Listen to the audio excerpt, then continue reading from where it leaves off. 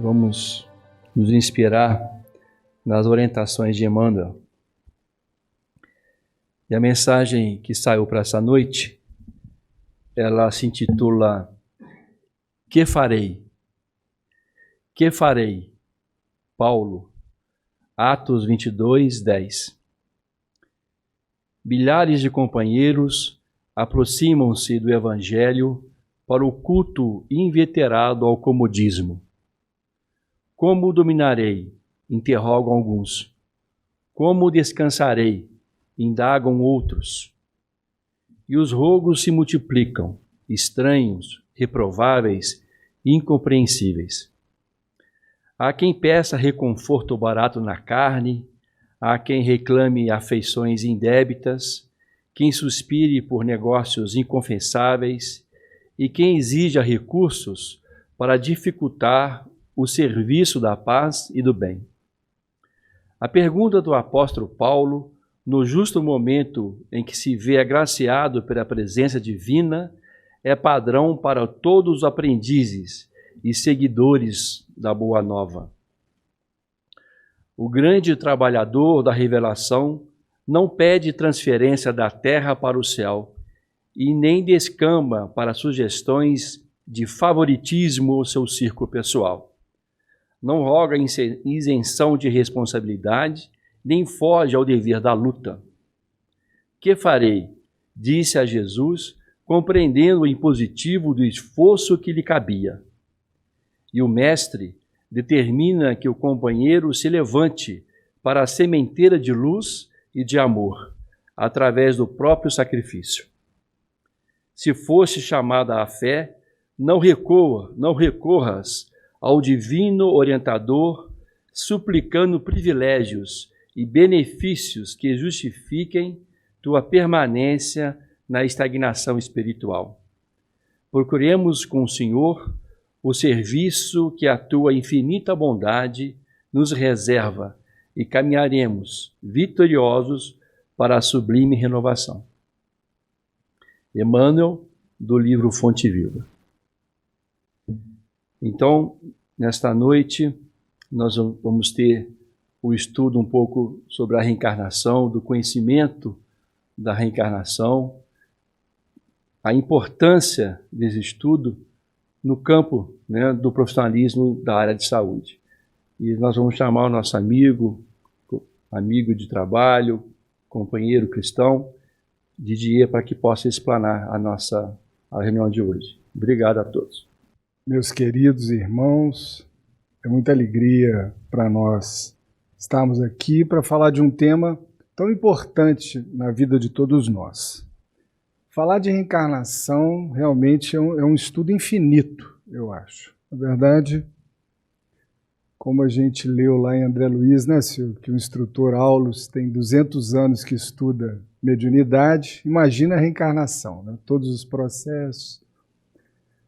Mas no dia a dia do exercício da nossa profissão, a gente sente o quanto nós precisamos de convicção espírita e precisamos passar algo mais para o nosso paciente. Eu acho que o conhecimento da reencarnação é muito importante. Então essa é a nossa proposta hoje, breve, naturalmente abordando alguns aspectos despretensiosos, mas levantar essa questão tão importante para nós no dia a dia. Tem 3 frases, 3 ensinamentos do Cristo que vão ser assim, norteadores do que nós vamos falar hoje. Jesus, no Evangelho de Mateus, está lá registrado. Disse, a cada um será dado segundo as suas obras. Não é a obra do outro, é a sua obra. E também não é só a sua intenção de trabalhar. É exatamente aquilo que você realizar. Então nós somos frutos das nossas obras. Outro momento, Paulo, na Epístola aos Gálatas, fala aquela frase clássica, pois aquilo que o homem semear, isso também se fará. A semeadura é livre e a colheita é obrigatória na nossa vida. E Jesus ainda tem uma passagem que a gente não ouve tanto e não conhece tanto, está no Evangelho de Mateus. Disse ele aos seus discípulos: a candeia do corpo são os olhos. De sorte que se os teus olhos forem bons, todo o teu corpo terá luz. Olha só o que disse o Cristo. Se, porém, os teus olhos forem maus, o teu corpo estará em trevas. Veja que aqui Jesus não difere corpo espiritual de corpo material.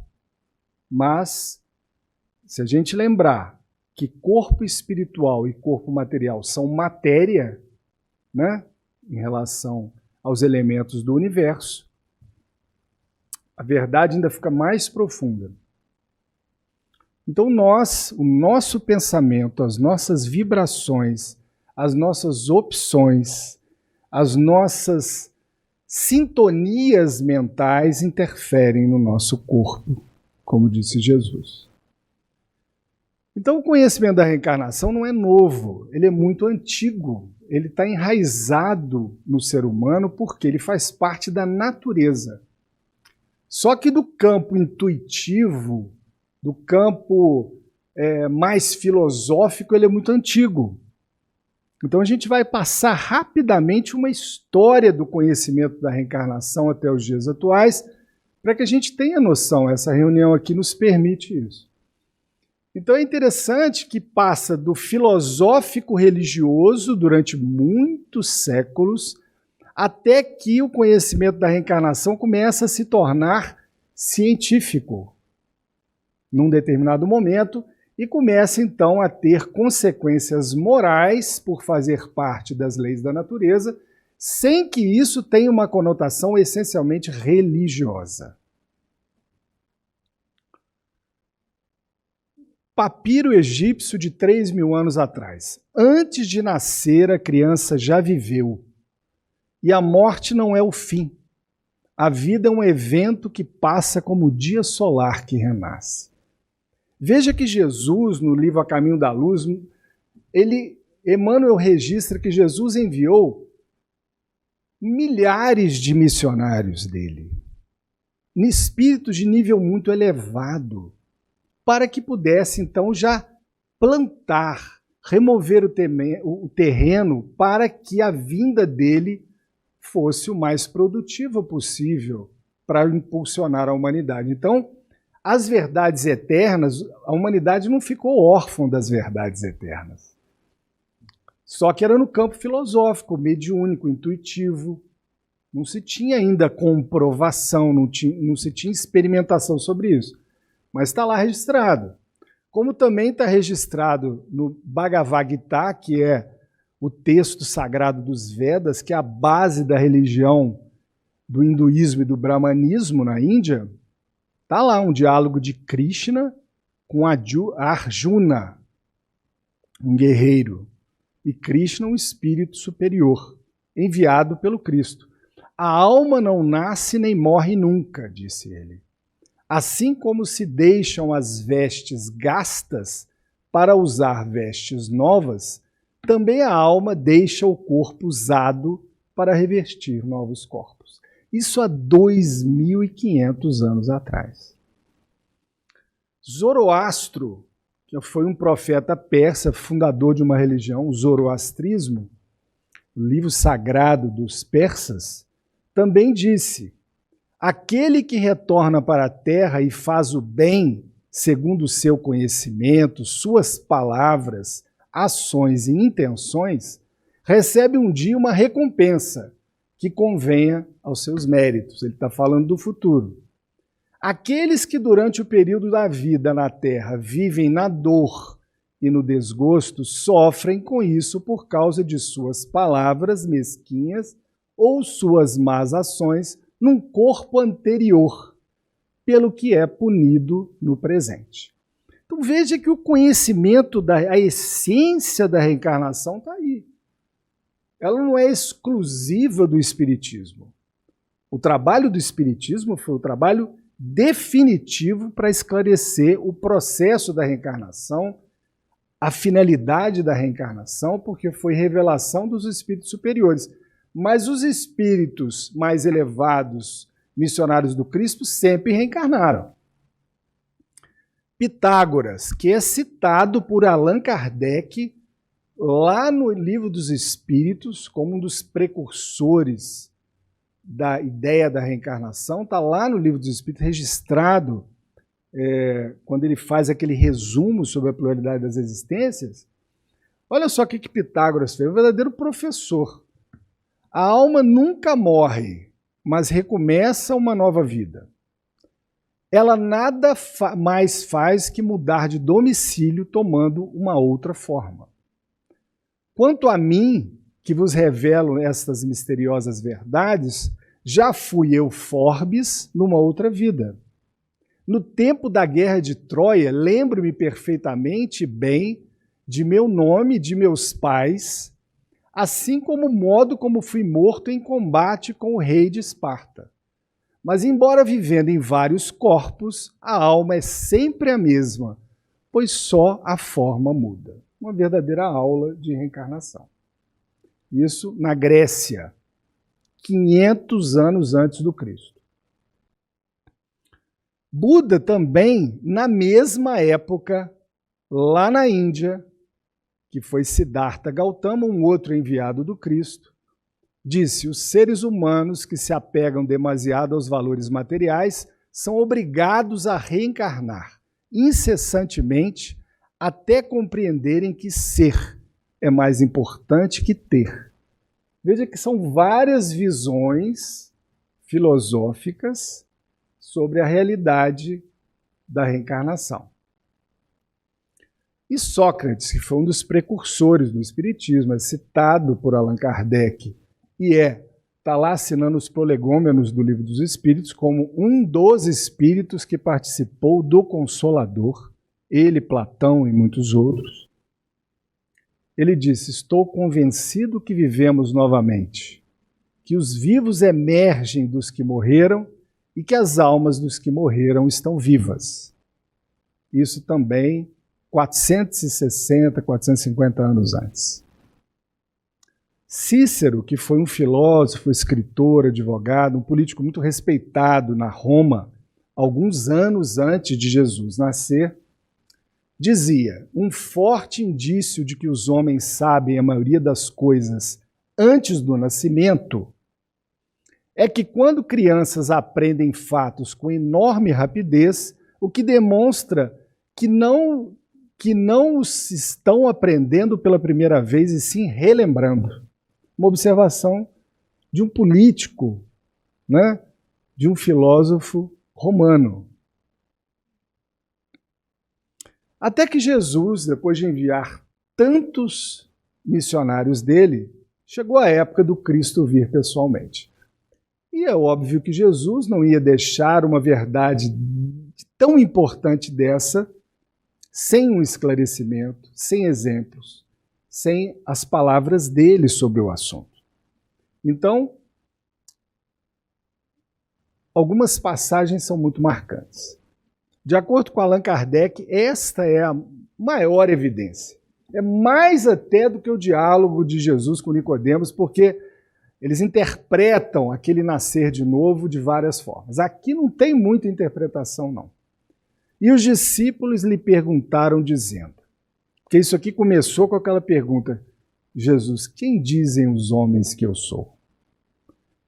Mestre, uns dizem que és João Batista, outros que és Elias, outros Jeremias ou muitos outros profetas. Então, só de Jesus ter perguntado isso é porque a ideia da reencarnação já era natural nos judeus. Natural.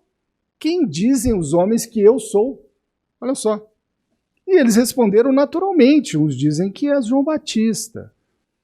E os discípulos lhe perguntaram, dizendo: pois por que dizem os escribas, as escrituras, que importa vir Elias primeiro? Mas ele respondendo lhes disse: Elias certamente há de vir e restabelecerá todas as coisas. Digo-vos, porém, que Elias já veio e eles não o reconheceram. Antes fizeram dele quanto quiseram. Assim também o Filho do Homem há de padecer às suas mãos. Então compreenderam os discípulos que era de João Batista que Jesus lhes falara. Muito claro. Na cura do cego de nascença, Jesus diz assim: este curado, não tornes a pecar. Ele era cego de nascença, gente. Não tornes a pecar para que não te suceda coisa pior. A ideia da reencarnação está implícita aqui. Aqui, uma evidência da lei de causa e efeito quando Jesus ensina. Portanto, se a tua mão ou o teu pé te escandalizar, corta-o e atira-o para longe de ti.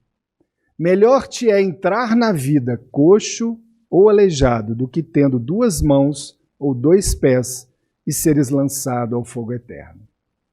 Tem um simbolismo aqui, né? Como Jesus falava de uma forma simbólica às vezes naquele povo que não compreendia.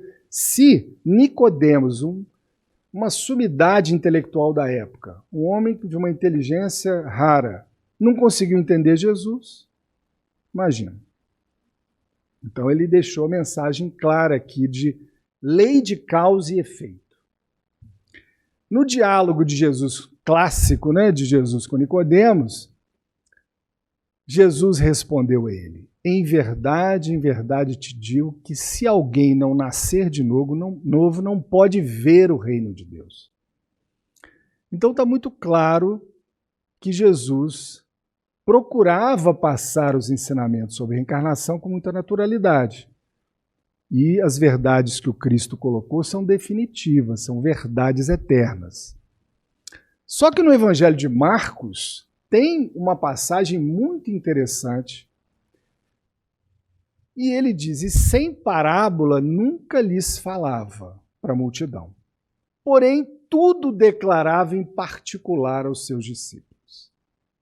Então, aquilo que o Evangelho, os 4 evangelhos, puderam registrar é muito pouco do que Jesus ensinou. Muito pouco. E quando nós acessamos, como é que a gente vai acessar esse ensinamento íntimo de Jesus com os apóstolos?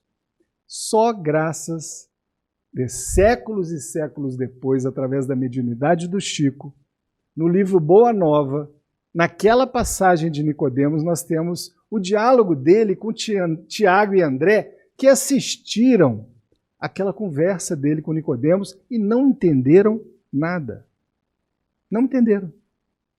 E terminado, então, quando Nicodemos foi embora, extremamente confundido, retirou-se o fariseu, ficando André e Tiago empenhados em obter do Messias o necessário esclarecimento acerca daquela lição nova. Eles também não entenderam, não. Não foi só Nicodemos, não. Só que aqueles espíritos estavam preparados para a verdade. Essa é a diferença. Apesar da pouca idade. Nicodemos, apesar da idade avançada, com os vastos conhecimentos das Escrituras, não estava preparado para a verdade. Como seria possível aquele renascimento? Eles perguntaram ingenuamente a Jesus, na intimidade. E Jesus, então, não se poupa, ensina aos discípulos, que seriam, então, o sustentáculo do cristianismo nascente. Por que tamanha admiração em face dessas verdades? As árvores não renascem depois de podadas? Com respeito aos homens, o processo é diferente, mas o espírito de renovação é sempre o mesmo, disse Jesus. O corpo é uma veste, o homem é seu dono. Toda roupagem material acaba rota, porém o homem que é filho de Deus encontra sempre em seu amor os elementos necessários à mudança do vestuário. Olha que coisa linda isso aí. A morte, disse Jesus, do corpo é essa mudança indispensável. Veja como nós, espíritas da área de saúde, precisamos cada vez estudar mais o espiritismo para aprendermos a lidar justamente com a realidade do desencarne, que nós lidamos. Porque a alma caminhará sempre através de outras experiências até que consiga a imprescindível provisão de luz. Eu achei isso aqui maravilhoso. Nós temos que ter uma provisão de luz para a estrada definitiva do reino. Quer dizer, se nós não tivermos luz interior, a gente não vai iluminar a estrada que nós precisamos trilhar. Não vamos enxergar essa estrada.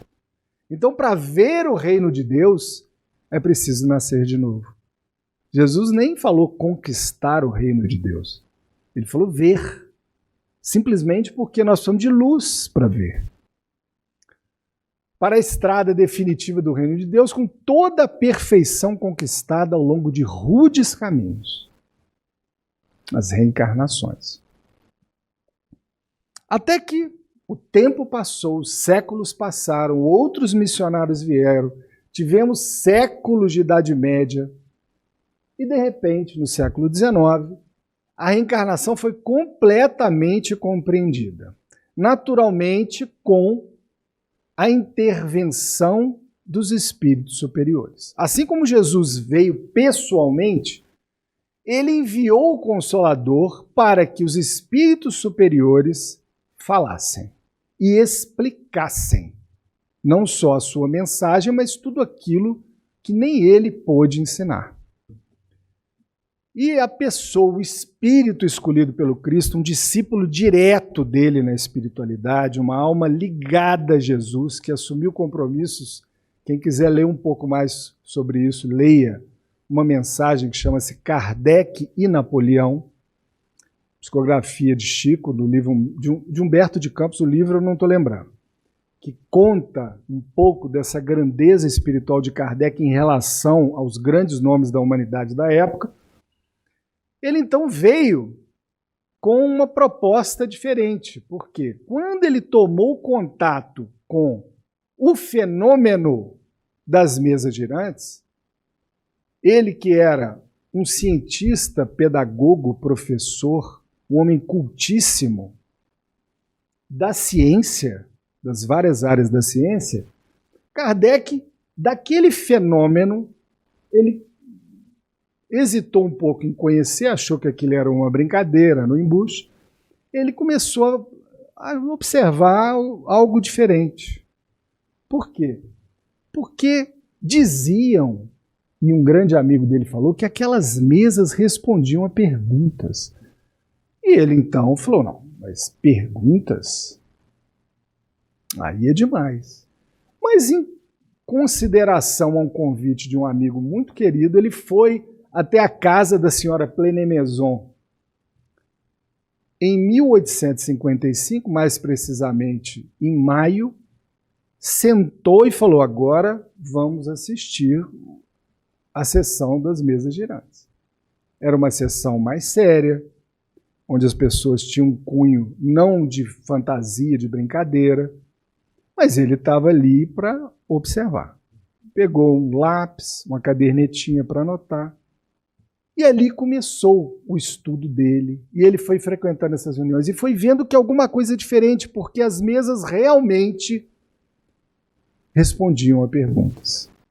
E ele foi então, primeiro criou um método investigativo do fenômeno. Quando ele se convenceu que o fenômeno eram espíritos dos mortos falando aos homens, eles mesmos informaram isso, ele começou o estudo então da informação. Aí já é uma outra etapa, não é do fenômeno puramente, mas da qualidade do método científico. O valor de Allan Kardec é extraordinário.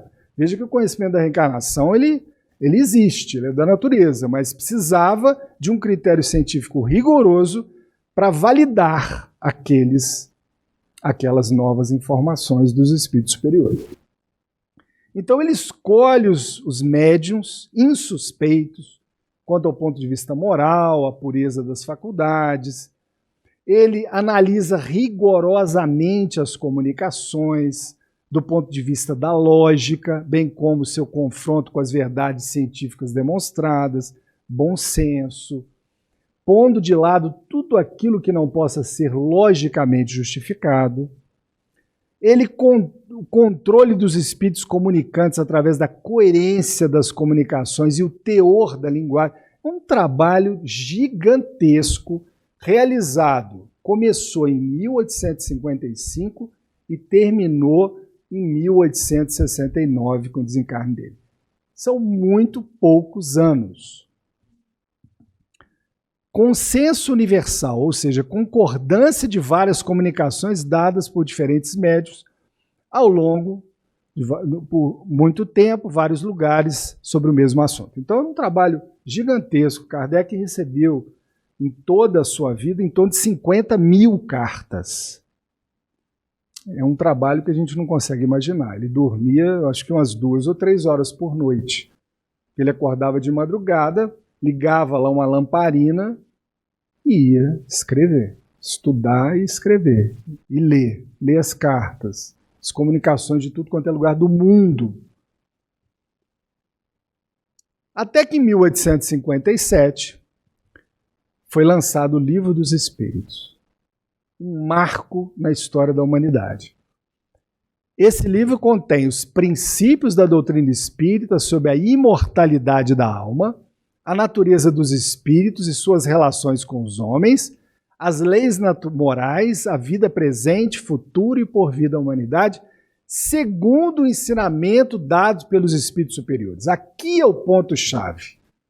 Kardec compilou, organizou, validou, mas quem deu a informação, quem forneceu a revelação, foram os espíritos superiores. Até a publicação dessa obra, disse Herculano Pires na introdução da tradução da LAC, editora do Livro dos Espíritos. Até a publicação dessa obra, os problemas espirituais eram tratados de maneira empírica, apenas imaginosa.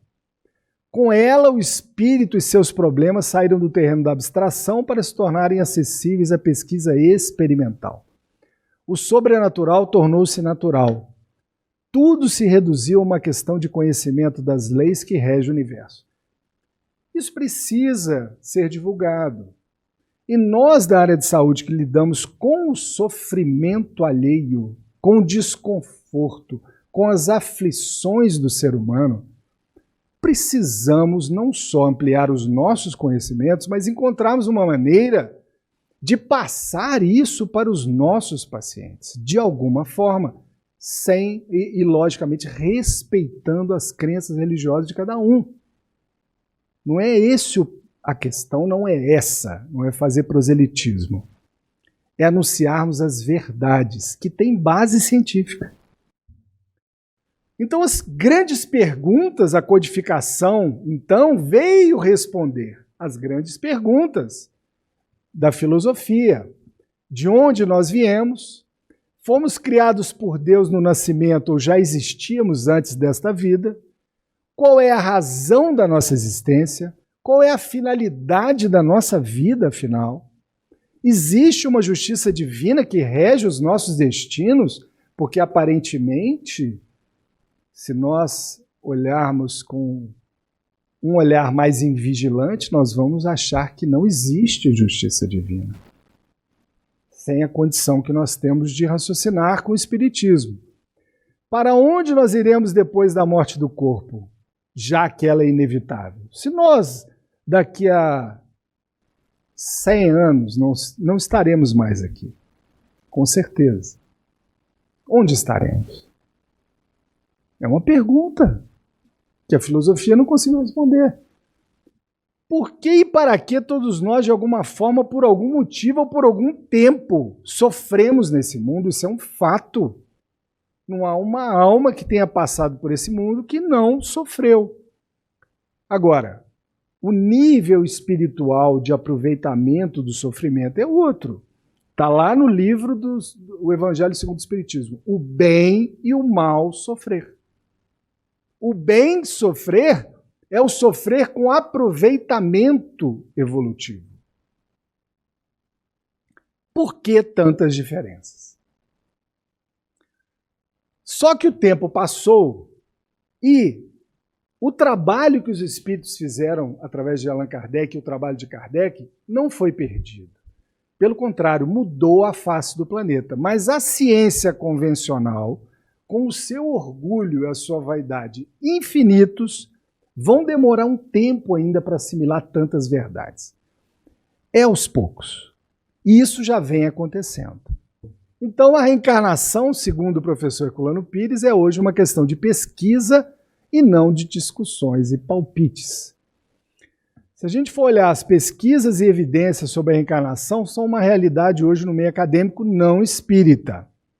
Se nós acessarmos o Medline, base de dados onde estão indexados aproximadamente 5.400 periódicos publicados nos Estados Unidos e de mais 80 países, inclusive o Brasil, encontraremos hoje centenas de trabalhos que envolvem a reencarnação realizados em várias universidades. Então aqui a gente pode estar meio desfocado, mas a letra é muito pequenininha para essa projeção. Mas dá para a gente perceber assim, alguns trabalhos publicados em revistas respeitadíssimas. E quais são as áreas de pesquisa que existem hoje de reencarnação? Principalmente recordação espontânea de vidas passadas, são crianças que geralmente estão entre 2 e 4 anos de idade, que espontaneamente começam a lembrar da vida anterior. Pitágoras não lembrou lá que ele foi um guerreiro, onde ele morreu, o nome do pai, o nome da mãe, então. As crianças lembram durante um tempo.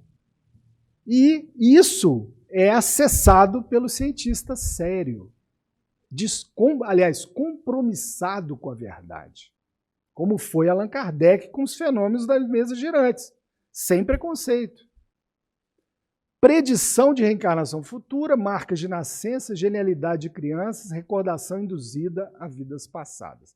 Esses são os campos de maior estudo atualmente da reencarnação na academia, nas ciências. Esse é o maior pesquisador até hoje que reencarnou, certamente um missionário do Cristo, como alguns outros. O professor Ian Stevenson desencarnou em 2007. Ele foi, por 40 anos, pesquisou a reencarnação através de lembranças de crianças, de vidas passadas, documentou artigo, livro, fez um trabalho genial e respeitadíssimo dentro da academia. Outro pesquisador muito conhecido que teve no Brasil, aqui, divulgando seu trabalho, foi o professor Banerjee, que é um indiano que conseguiu catalogar 3.000 casos de crianças que se lembravam de suas vidas anteriores. Publicou alguns livros e muitos trabalhos. Professor Elendur Haraldson, eu tive a oportunidade de assistir, que o Alexander trouxe ele aqui em 2011 na Federal, e eu assisti uma palestra dele, um grande pesquisador também dessa área de pesquisa da reencarnação.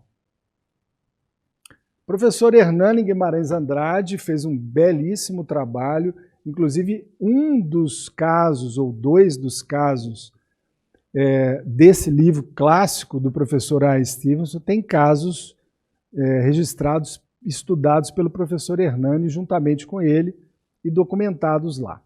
Um grande pesquisador, já desencarnou também. Professor Amit Goswami, esse aqui é vivo, PhD em Física Quântica pela Universidade de Calcutá e professor emérito nos Estados Unidos. Perguntaram a ele, a reencarnação é científica? E ele disse, a resposta é um retumbante sim.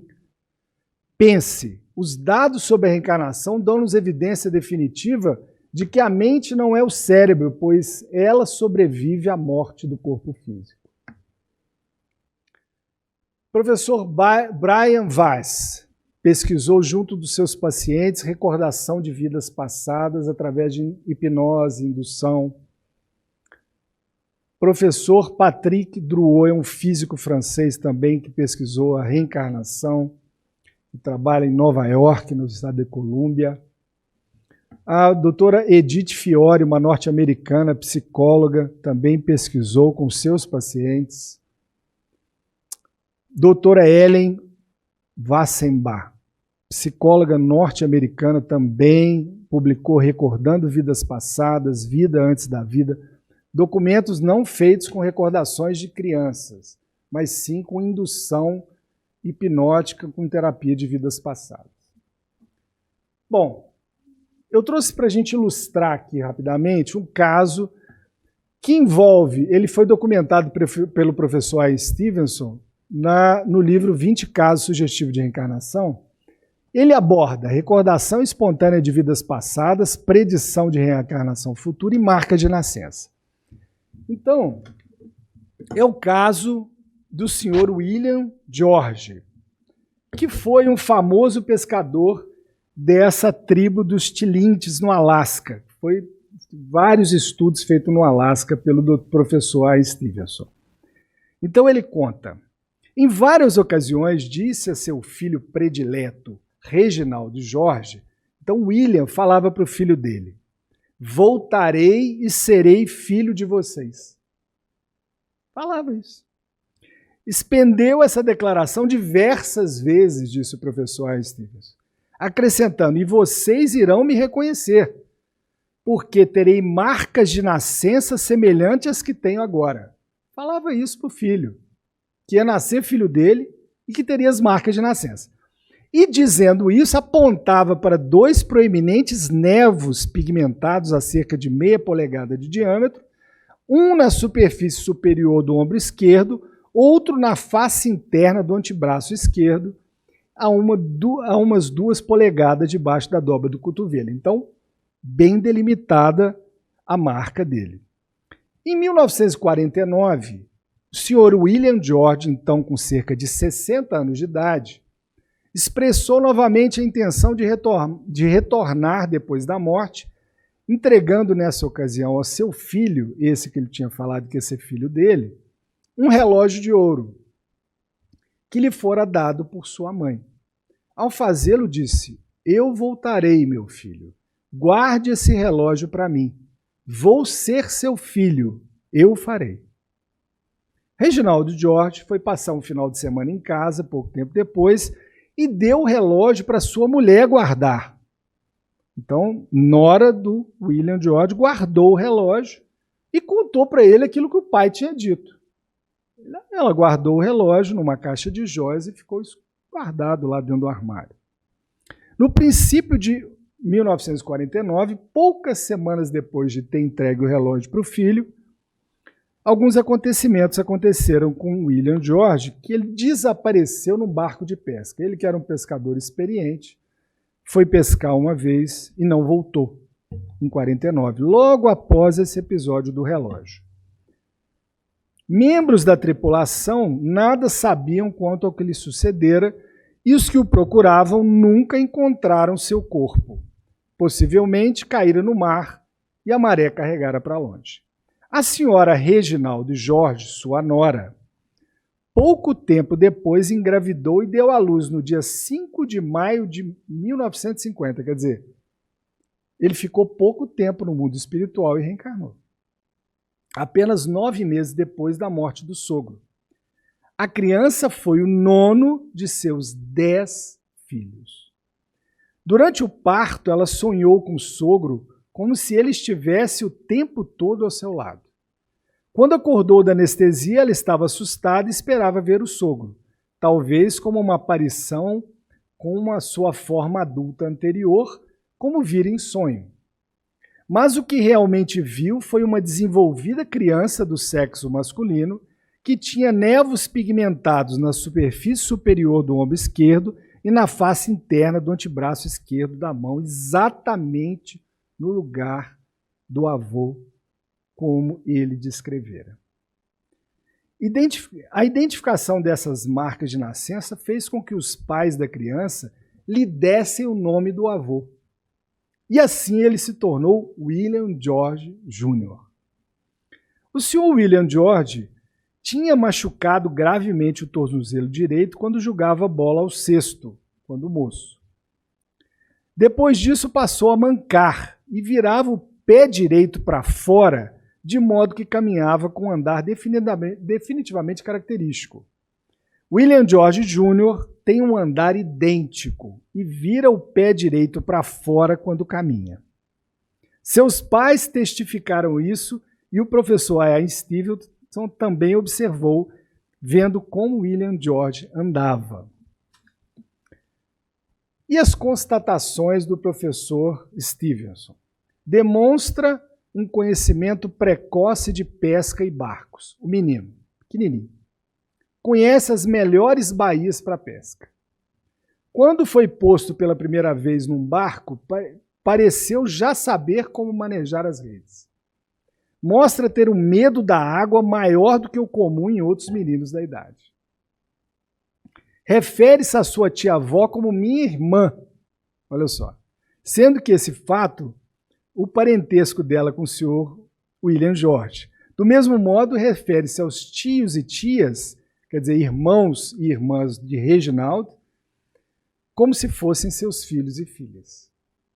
Quando William George Jr. estava entre 4 e 5 anos, a mãe um dia resolveu dar uma olhada nas joias do seu porta-joias e espalhou-as em seu quarto. Tirou também o relógio de ouro do senhor William George, que deu para ela guardar, o filho dele, da caixa. Enquanto ela examinava o conteúdo, William George Jr., o menino, entrou, brincando no quarto, reparando o relógio, pegou e falou: é o meu relógio.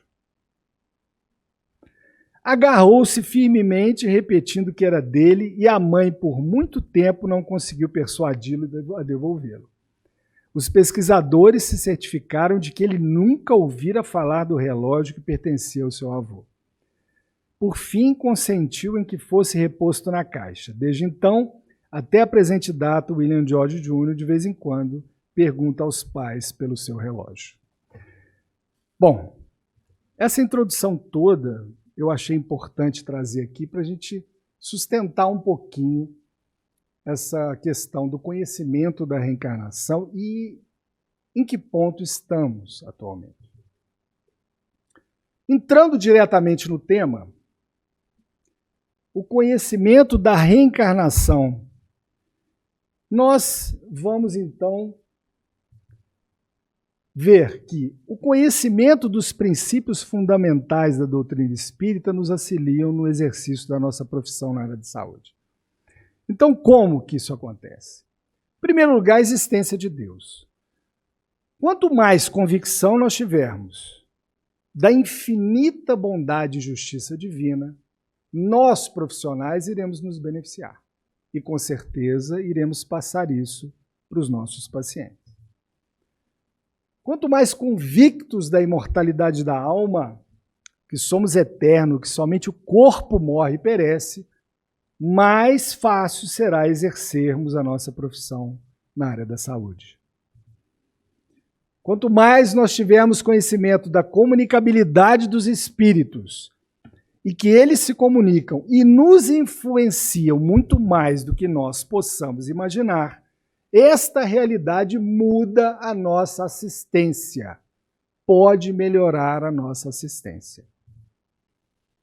O conhecimento da lei de causa e efeito: não existe acaso nas sábias e misericordiosas leis do Pai. Quando temos um diagnóstico difícil, quando temos um parente querido com diagnóstico difícil, quando temos um paciente que está sob nossos cuidados, passando uma dificuldade muito grande, nós precisamos dessa convicção.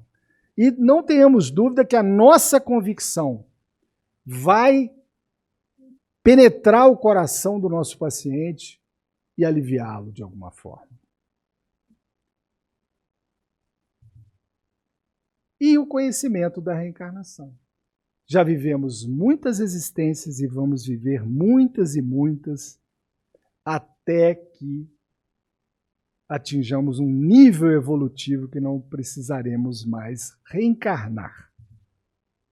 Como o conhecimento espírita, então, pode auxiliar o profissional da saúde a enxergar a vida sob um novo prisma?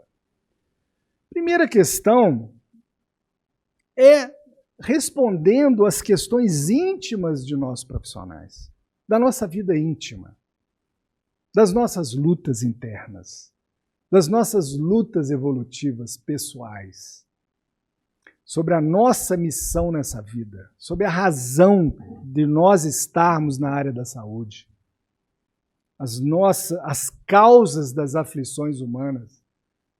O profissional de saúde que desconhece essas verdades ou ele se blinda de uma tal forma que ele se isola do sofrimento do outro para ele conseguir trabalhar, ou ele mergulha profundamente nesse sofrimento e desequilibra junto com o doente.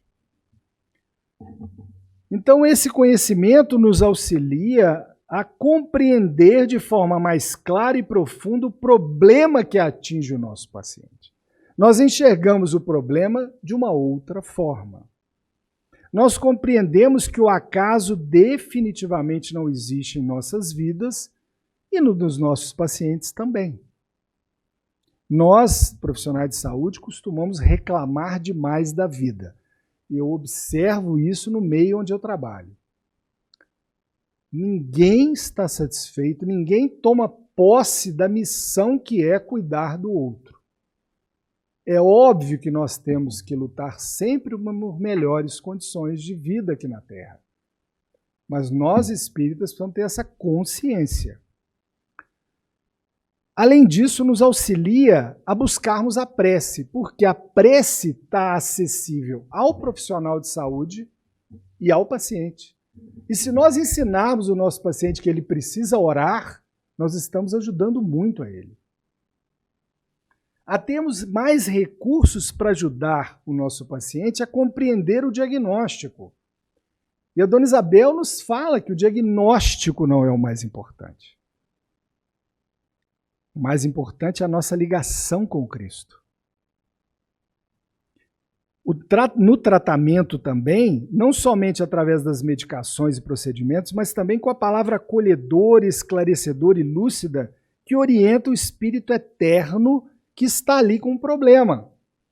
Então é a oportunidade que nós temos para chamar a atenção daquele espírito que está com o coração muitas vezes carregado de mágoa, de ressentimento, de amargor com a vida, que ele precisa mudar a vibração dele para que o medicamento faça efeito, para que a resposta ao tratamento seja maior. Orientar o nosso paciente a buscar assistência com o infinito amor do Cristo e a misericórdia infinita de Jesus. Precisamos falar mais do Cristo para os nossos pacientes. Algumas questões são elaboradas no íntimo da alma do profissional de saúde, no dia a dia, nessa luta nossa, não verbalizadas, e que somente encontrarão a resposta com a explicação espírita, particularmente com a reencarnação. Por que uns nascem com todas as facilidades materiais, em famílias abastadas, com recursos fartos, e outros nascem com todas as dificuldades materiais, na pobreza, na miséria, em condições subhumanas, em um ambiente onde faltam os recursos básicos para a vida digna? Nós não podemos ficar indiferentes a isso. Nós espíritas, não. Quem não viu essa situação de você prescrever um medicamento para o paciente, ele fala: doutor, eu não tenho condição de comprar esse medicamento. Recentemente eu atendi uma paciente que eu falei com ela: você faltou à última consulta de pré-natal. Ela falou assim: eu não tive condição de... eu não tinha dinheiro para passagem, doutor. Outros assim, levantam 5 horas da manhã, vão para o posto de saúde para tentar conseguir um exame. Quando chega lá, a cota já acabou, não consegue. Volta no dia seguinte e vai e a luta. O outro, numa fila de espera para a cirurgia do filho, muitas vezes há meses, e aquela guia parada no SUS e não é agilizada. Então nós não podemos ficar indiferentes a isso. Mas ao mesmo tempo, temos que ser espíritas para valer. E o conhecimento da reencarnação é fundamental. Ele se mistura com o conhecimento do espiritismo, porque é através dele que nós vamos ficar fortes, confiando em Jesus. Dona Isabel recentemente nos deu uma orientação que eu acho que vai valer para o meu espírito para sempre. Assuma compromisso com Cristo. Faça o bem que você puder. Não tenha medo de nada. Deus é nosso Pai. É um roteiro de vida. Por que crianças morrem em tenra idade das mais diversas causas e doenças e até mesmo antes do nascimento, ainda no útero materno? Uma pergunta que só o Espiritismo resolve, através da reencarnação. Porque jovens ainda começando a vida retornam para a pátria espiritual. Por que algumas crianças nascem com problemas graves de saúde física, como câncer, com doenças congênitas, com malformações no corpo físico, com doenças genéticas e síndromes raras, com as doenças desafiadoras como a do espectro autista, e a maioria não? O que essas crianças fizeram nesta vida para passarem por uma situação dessa? Sem a explicação espírita, o profissional de saúde fica completamente perdido. O conceito de doença rara, segundo a Organização Mundial de Saúde, é a doença que afeta aproximadamente 1 em cada 2.000 pessoas. Existem cerca de 8.000 tipos de doenças raras, em que 30% dos pacientes morrem antes dos 5 anos de idade, gente. 75% delas afetam crianças e 80% têm origem genética. E muitas outras questões se multiplicam ao infinito. E o que nos ensinam os espíritos superiores? Qual o conhecimento que nós podemos adquirir para iluminarmos a nossa mente, para que esse conhecimento possa interferir na nossa conduta e melhorar a assistência e melhorar a nossa paz interior? Porque o médico sofre, o profissional de saúde sofre. Todo profissional que lida com uma pessoa com dor, ela sofre. Ela não fica indiferente, ela se junta, ela é solidária. Porém, nós precisamos de esclarecimento para nos posicionarmos, para sermos úteis aos nossos pacientes. Qual é a finalidade da reencarnação? Essa é a pergunta-chave, a primeira pergunta do capítulo. E os espíritos, com a capacidade de síntese extraordinária, dizem: ponto, expiação. Melhoramento progressivo da humanidade. Sem isso, onde estaria a justiça? A partir daí vem um mundo de informações e conhecimento que nós precisamos estudar. No Evangelho segundo o Espiritismo, os espíritos superiores dizem: as vicissitudes da vida têm, pois, uma causa. E como Deus é justo, essa causa deve ser justa. As aflições da vida são de 2 espécies, dizem os espíritos superiores. Ou, se quisermos, tem 2 origens bem diversas, que importa distinguir. Umas têm sua causa na vida presente e outras em vidas anteriores. É uma revelação, gente, dos espíritos superiores que Kardec validou para nós. Existe uma programação anterior que nós, neste livro Missionários da Luz, podemos ler lá, como muitos outros da obra de André Luiz, então, contando algumas experiências nos departamentos de nosso lar, departamentos da reencarnação, onde as nossas provas e expiações, principalmente ligadas, logicamente, às nossas vidas anteriores, são programadas ou por nós participando da programação, ou dos mentores espirituais escolhendo para nós, como nós escolhemos a escola dos nossos filhos de 4 anos de idade. As causas atuais são causas de aflições muito frequentes na nossa vida. Por quê? Sentimentos como o ódio, a mágoa, o ressentimento, a inveja, o ciúme, a ambição, a culpa, a indiferença, causam doenças. Vamos lembrar daquela frase de Jesus lá no início do olhar. O olhar bom, o olhar mau. Então, aquilo que nós cultivamos, nós vamos gerar problemas para nós. E são causas evitáveis, dizem os espíritos. As causas anteriores são ligadas à reencarnação e explicam muito. Na pergunta 171, a doutrina da reencarnação, isto é, que consiste em admitir para o espírito muitas existências sucessivas, é a única que corresponde à ideia que formamos da justiça de Deus.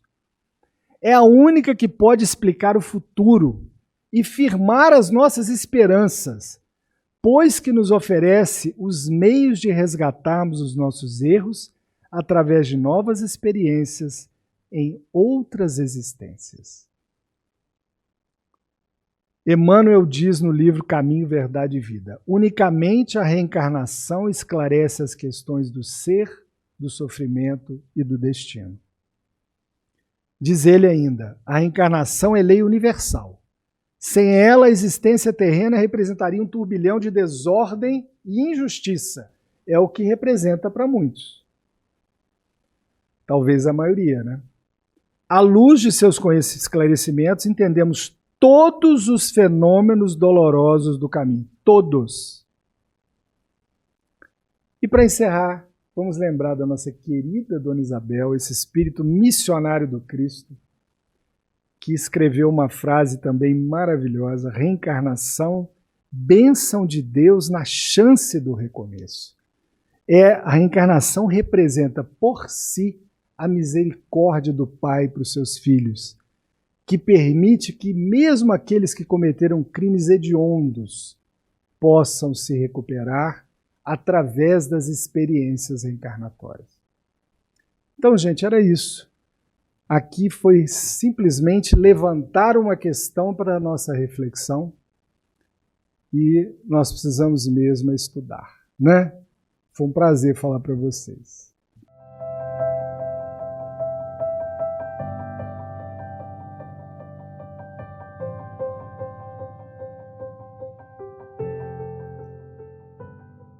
Aprendemos com a espiritualidade que o Evangelho de Jesus, vivido e exemplificado, também cura. Vem ainda o trabalho digno, é prece eterna. Muito será pedido a quem mais recebeu. É sempre voltado para o trabalho que dignifica o ser humano. E quanto mais nós recebemos, mais nós teremos que trabalhar. Quando alguém diz assim: você me ajudou, Deus te pague. Deus não tem que nos pagar coisa alguma, porque nós estamos devendo a Deus. Somos nós mesmos que temos que trabalhar para corresponder à expectativa do mundo espiritual, que não se cansa de nos ajudar. Ainda mais os espíritos que são orientados por Jesus nos ajudam muito mais do que nós registramos.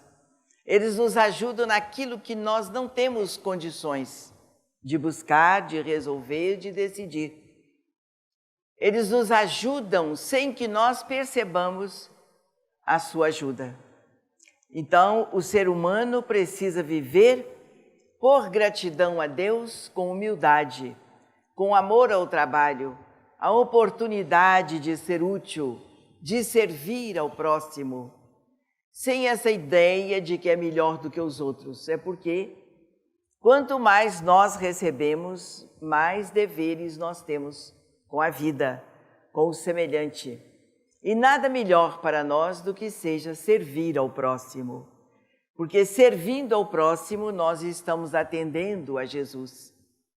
É Ele quem nos pede que ajudemos sem exigir, sem perguntar quem é a pessoa, qual a sua maneira de pensar ou de agir, mas trabalhar no bem.